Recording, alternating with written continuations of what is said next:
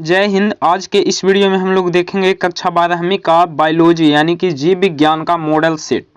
इस model set में total 42 question दिया गया है जो कि 70 मार्क्स का पूछा जाता है। तो आज के इस वीडियो में हम लोग बायोलॉजी के मॉडल सेट से जितने सारे भी ऑब्जेक्टिव क्वेश्चन निकलते हैं आज के इस वीडियो में हम लोग कवर करेंगे। तो वीडियो में शुरू से अंत तक बने रहिएगा और चैनल पे पहली बार आए हैं तो चैनल को सब्सक्राइब करके साथ में नोटिफिकेशन बेल आइकन को प्रेस कर लीजिएगा ताकि आने वाले सभी वीडियो का नोटिफिकेशन आपको मिलता रहे। तो चलिए बिना समय को गवाए वीडियो को स्टार्ट करते हैं। तो आज का हमारा सबसे पहला क्वेश्चन है कि अनुवांशिक कूट में कितने कूट होते हैं। अनुवांशिक कूट जो होता है उसमें टोटल कितने कूट होते हैं। ऑप्शन ए है 4, ऑप्शन बी है 16, ऑप्शन सी है 32 और ऑप्शन डी है 64। तो इसका जो सही आंसर हो जाएगा ऑप्शन नंबर डी हो जाएगा 64। अनुवांशिक कूट में कूटों की जो संख्या होती है वो 64 होती है, यानी कि पहला का right answer option number D हो जाएगा। अनुवांशिक कूट में 64 कूट होते हैं। चलिए अब हमारा दूसरा नंबर क्वेश्चन है, देख लेंगे। दूसरा नंबर क्वेश्चन कहता है कि मानव मादा में अंडोत्सर्ग को प्रेरित करने वाला हार्मोन कौन है।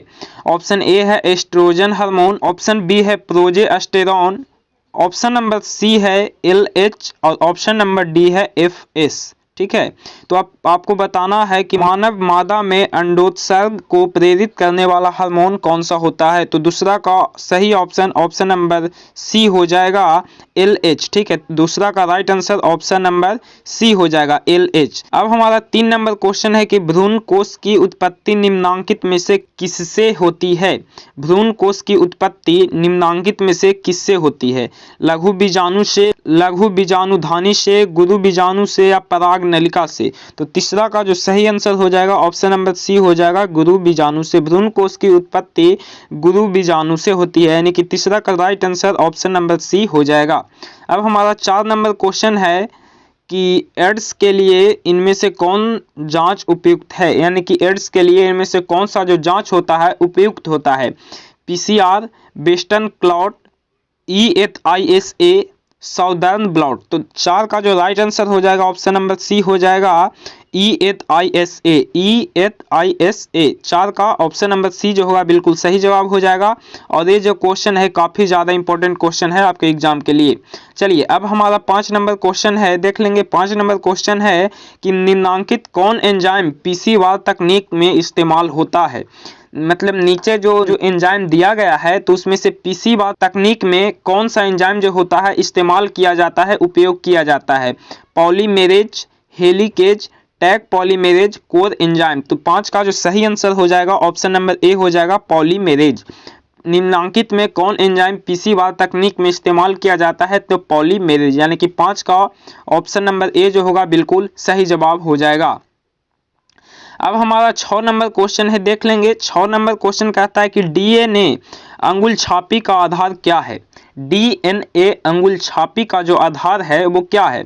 ऑप्शन ए है कि नाइट्रोजनी क्षार अनुक्रम में त्रुटि, ऑप्शन बी है अनुक्रम में बहुरूपता, ऑप्शन सी है DNA द्विगुणन और ऑप्शन नंबर डी है इनमें से सभी। तो 6 का जो आंसर हो जाएगा ऑप्शन नंबर बी हो जाएगा अनुक्रम में बहुरूपता। अनुक्रम में बहुरूपता, यानी कि DNA अंगुल छापी का आधार जो है अनुक्रम में बहुरूपता है, यानी कि 6 का जो सही आंसर हो जाएगा ऑप्शन नंबर डी हो जाएगा।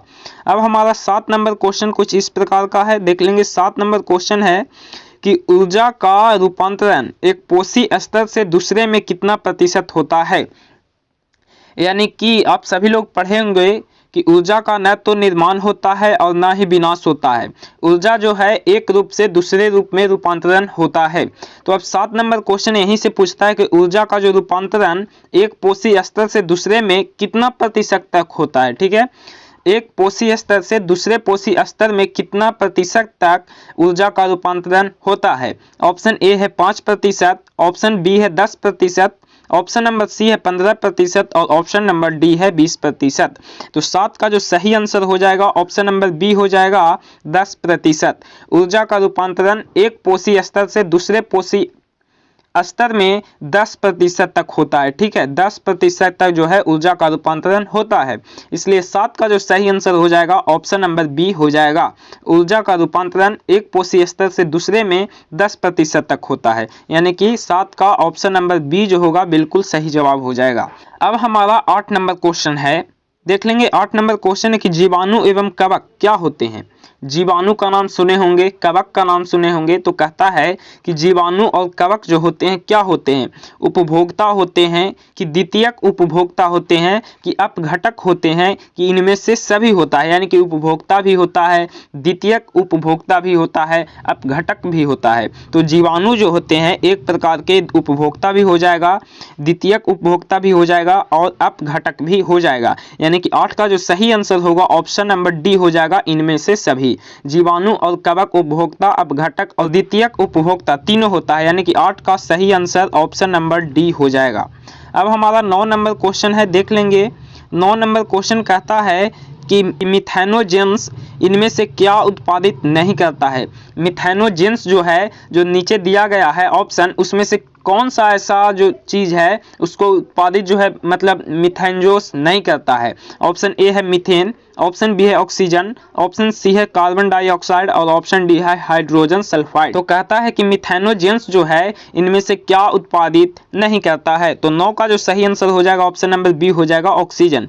मिथेनोजेंस जो है ऑक्सीजन को कभी भी उत्पादित नहीं करता है, बाकी वो मीथेन को करता है, CO2 को करता है और हाइड्रोजन सल्फाइड को करता है, लेकिन ऑक्सीजन को जो है मिथेनोजेंस उत्पादित नहीं करता है। तो 9 का जो सही आंसर होगा ऑप्शन नंबर बी हो जाएगा। यहाँ पे नहीं करने की बात कर रहा है, तो यानी 9 का सही ऑप्शन बी हो जाएगा। चलिए अब हमारा 10 नंबर क्वेश्चन कहता है, 10 नंबर क्वेश्चन है कि निम्नांकित में नाइट्रोजन फिक्सर कौन है। मतलब निम्नांकित में जो नाइट्रोजन फिक्सर है वो कौन है।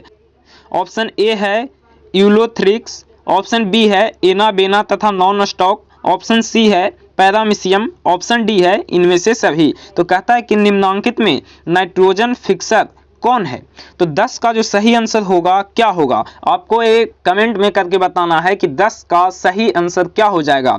इसका जवाब आप कमेंट में करके अवश्य दें, ठीक है। इसका जवाब आपको कमेंट में करके बताना है कि निम्नांकित में से जो हो जाएगा नाइट्रोजन फिक्सर कौन होगा। यूलोथ्रिक्स होगा, एनोबेना तथा नॉन स्टॉक होगा, पैरामीशियम होगा या इनमें से सभी होगा। चलिए अब हमारा 11 नंबर क्वेश्चन है, देख लेंगे। 2n + -1 तथा 2n + -2 की स्थिति क्या कहलाती है। 2n + -1 तथा 2n + -2 की स्थिति जो है क्या कहलाती है। असुगुणिता, पर बहुगुणिता, ए और बी दोनों, तो इनमें से कोई नहीं।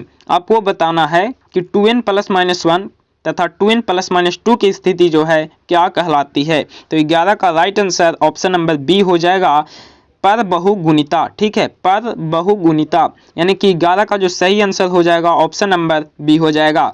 2n + -1 तथा 2n + -2 की जो स्थिति है पर बहुगुणिता कहलाता है। अब हमारा नेक्स्ट क्वेश्चन है 12 नंबर क्वेश्चन, देख लेंगे। बहुत इंपॉर्टेंट क्वेश्चन है, VVI क्वेश्चन है 12 नंबर हमारा। DNA पर परावैज्ञानिक किरणों के असर से क्या प्रभाव पड़ता है। DNA जो होता है उस पर परावैज्ञानिक किरणों के असर से क्या प्रभाव पड़ता है। अब इस क्वेश्चन से आपको एक कमेंट में जवाब देना है कि DNA का फुल फॉर्म जो होता है क्या होता है। इसका जवाब आपको कमेंट में करके बताना है कि DNA का जो फुल फॉर्म होता है वो क्या होता है। तो यहाँ पे क्वेश्चन पूछ रहा है कि DNA पर परावैज्ञानिक किरणों के असर से क्या प्रभाव पड़ता है। ऑप्शन ए है नाइट्रोजनी क्षार जोड़ी का विलोपन होना, ऑप्शन बी है नाइट्रोजनी क्षार जोड़ी जुड़ता है, ऑप्शन सी है थाइमीन डाइमर बनता है और ऑप्शन नंबर डी है इनमें से सभी। तो 12 का right answer option number D हो जाएगा, इनमें से सभी।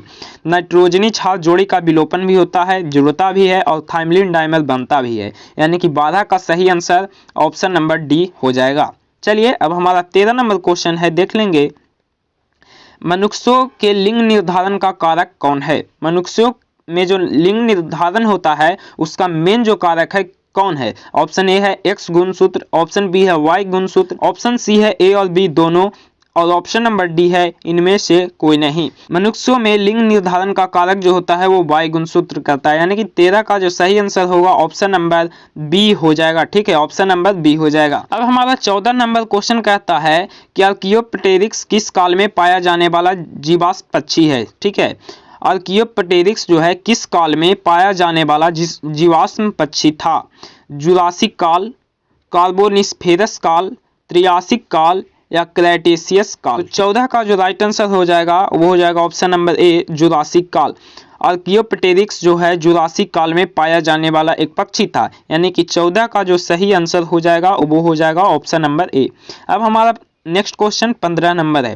15 नंबर क्वेश्चन कहता है कि जंतुओं तथा पौधों के बीच संयोगी कड़ी जो होती है कौन होता है? जंतुओं तथा पौधों के बीच संयोजी जो कड़ी होती है वो कौन सी होती है? जीवाणु होता है कि विषाणु होता है कि यूग्लिना होता है कि अमीबा होता है? तो 15 का ऑप्शन नंबर सी जो हो जाएगा बिल्कुल सही जवाब हो जाएगा यूग्लिना। जंतुओं तथा पौधों के बीच संयोजी जो कड़ी होता है वो होता है यूग्लिना। यानी कि 15 का सी नंबर ऑप्शन सही हो जाएगा। अब हमारा 16 नंबर क्वेश्चन देख लेंगे। जेमयूल्स की विशेषता है स्पंज, हाइड्रा, ईस्ट या ए, बी और सी दोनों। जेमल्यूस की विशेषता जो है क्या है? स्पंज है कि हाइड्रा है कि ईस्ट है कि बी और सी दोनों है। ठीक है, तो 16 का जो सही आंसर हो जाएगा ऑप्शन नंबर ए हो जाएगा, स्पंज हो जाएगा। जेम्यूल्स की जो विशेषता है वो स्पंज है, स्पंज को जेम्यूल्स की विशेषता माना गया है। तो 16 का ऑप्शन नंबर ए जो होगा बिल्कुल सही जवाब हो जाएगा। अब हमारा 17 नंबर क्वेश्चन है कि किन पौधों में निषेचन के लिए जल माध्यम जो है आवश्यक है? किन पौधों में? शैवाल में कि ब्रायोफाइट्स में कि टेरिडोफाइट्स में या इनमें से सभी? तो 17 का जो सही आंसर हो जाएगा ऑप्शन नंबर डी हो जाएगा। जल जो है शैवाल में भी आवश्यक है, ब्रायोफाइट में भी आवश्यक है, टेरिडोफाइट में भी आवश्यक है। तो यानी 17 का जो सही आंसर होगा ऑप्शन नंबर डी हो जाएगा, इनमें से सभी। किन पौधों में निषेचन के लिए जल माध्यम जो होता है आवश्यक होता है? तो 17 का ऑप्शन नंबर डी जो हो जाएगा बिल्कुल सही जवाब हो जाएगा। अब 18 नंबर क्वेश्चन है हमारा, किस मादा जंतु में मध्य चक्र नहीं होता है? किस मादा जंतु में मध्य चक्र नहीं होता है? ऑप्शन ए है गाय, ऑप्शन बी है कुत्ता, ऑप्शन सी है मनुष्य, ऑप्शन डी है खरगोश। तो 18 का सही जो आंसर होगा ऑप्शन नंबर सी हो जाएगा, मनुष्य। किस मादा जंतु में मध्य चक्र नहीं होता है? तो 18 का ऑप्शन नंबर सी जो होगा बिल्कुल सही जवाब हो जाएगा। 18 का ऑप्शन नंबर सी हो जाएगा। चलिए अब हमारा नेक्स्ट क्वेश्चन 19 नंबर आता है। 19 नंबर क्वेश्चन कहता है कि अंडाणु के कोशिका द्रव्य में कौन सी संरचना नहीं होती है? अंडाणु के कोशिका द्रव्य में कौन सी संरचना नहीं होती है? राइबोसोम, गोल्गी काय, सेस्ट्रोसोम या माइटोकॉन्ड्रिया? तो 19 का सही आंसर ऑप्शन नंबर डी हो जाएगा, माइटोकॉन्ड्रिया। अंडाणु के कोशिका द्रव्य में कौन सी संरचना नहीं होती है? तो ऑप्शन नंबर डी हो जाएगा, माइटोकॉन्ड्रिया। 19 का ऑप्शन नंबर डी बिल्कुल सही जवाब हो जाएगा। अब हमारा 20 नंबर क्वेश्चन जो कि इस वीडियो का लास्ट क्वेश्चन है, ट्रैपोनेमा पैलिडम किस बीमारी का रोग जनक है? ट्रैपोलेमा और पैडिलम किस बीमारी का रोग जनक है? सिफिलिस का, गोनारी का, हर्पिस का या क्षय रोग का? तो 20 का सही आंसर ऑप्शन नंबर डी हो जाएगा, क्षय रोग का। ट्रैपोनेमा और पैडिलम जो है क्षय रोग के बीमारी का जनक कहा जाता है, जनक माना जाता है। तो 20 का जो सही आंसर हो जाएगा ऑप्शन नंबर डी हो जाएगा। ट्रैपोनेमा और पैडिलम किस बीमारी का रोग जनक है? तो ऑप्शन नंबर डी हो जाएगा, क्षय रोग का। ठीक है, 20 का ऑप्शन नंबर डी हो जाएगा। तो आशा करता हूं कि मेरा सभी क्वेश्चन आपको बहुत अच्छा लगा होगा। अगर अच्छा लगा हो तो लाइक अवश्य करिएगा। और आज के इस वीडियो में हम लोग 20 क्वेश्चन ही देखेंगे, क्योंकि अगर हम क्वेश्चन की संख्या बढ़ा देते हैं तो वीडियो काफ़ी लंबा हो जाएगा। इसलिए इस मॉडल सेट को हम 2 पार्ट में विभक्त कर दिए हैं। अगला पार्ट जो है अगले दिन आपको मिल जाएगा। तब तक आप हमारे चैनल पे पहली बार आए हैं तो चैनल को सब्सक्राइब कर लीजिए, साथ में नोटिफिकेशन बेल आइकन को प्रेस कर लीजिए। तो मिलेंगे आप सभी लोगों से नेक्स्ट वीडियो के साथ। तब तक के लिए जय हिंद, वंदे मातरम।